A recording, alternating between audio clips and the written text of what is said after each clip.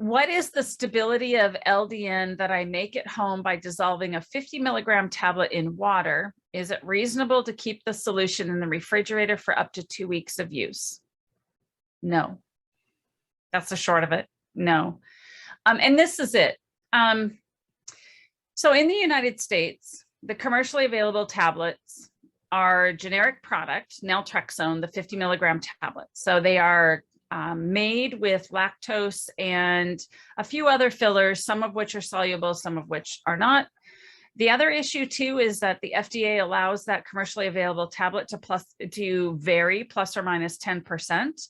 So it may say that it's a 50 milligram tablet, but you don't really know if you've got a 45 milligram tablet all the way up to potentially a 55 milligram tablet.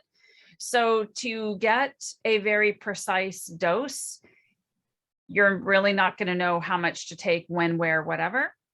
The other issue too is that stuff grows in water, and sometimes it's really icky stuff and you can't necessarily see it. Sometimes it is, I mean, even in distilled water or pre-boiled cooled water can still grow pathogens. And I think in my professional opinion, I've been a pharmacist for 35 years. Please let the professionals take care of you. Most people have taken years, if not decades, to finally get a prescription for low dose naltrexone. Please do not compound at home. Let the professionals take care of you. Let us help with the fillers that are appropriate for you, perhaps the dose that is applicable. It can be made in a liquid that is very stable that we've tested.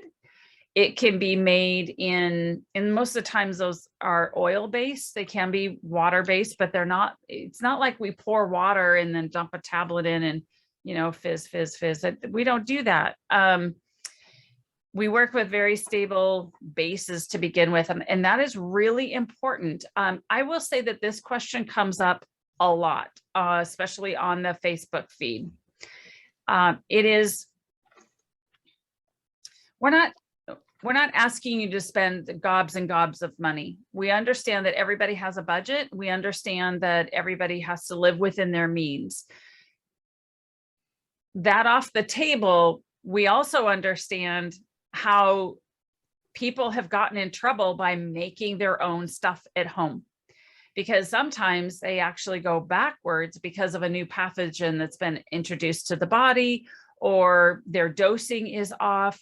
You can literally have one batch of tablets that is a completely different dose than the next batch. And the thing is that we, as pharmacists, when we order those tablets in to then count and dispense to patients, we have no idea what we're looking at. None. Those batches are not tested every single time. In fact, I don't even know commercially how often they are tested. In a compounding lab, I know that testing is done much more frequently than what it's done out in the commercial world. And then also when you're working with a compounding pharmacy, you're dealing with a low dose naltrexone expert that if you do run into questions, you do run into issues, we're right at your fingertips. You literally can, you know, call us up, let us know what's going on, text us. You can also walk into the store and ask questions, and that's the biggest difference. So, and is it stable for 2 weeks? Absolutely not. I mean, you're maybe 3 days, even in the fridge, but just don't do it at home. Could I strongly agree with you there? We are having a spate at the moment in the UK and the EU of doctors prescribing 50 milligram tablets with instructions to dissolve in water. And we're having to re-educate. I don't know, it must be coming from Facebook or something, but basically in the UK, again, our original formulations used the branded Nalorex, but again, that doesn't exist anymore in any quantity.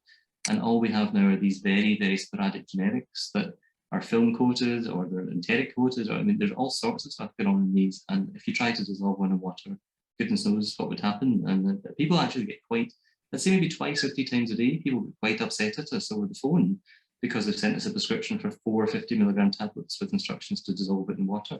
And we're just saying, we can't, it's not safe. So.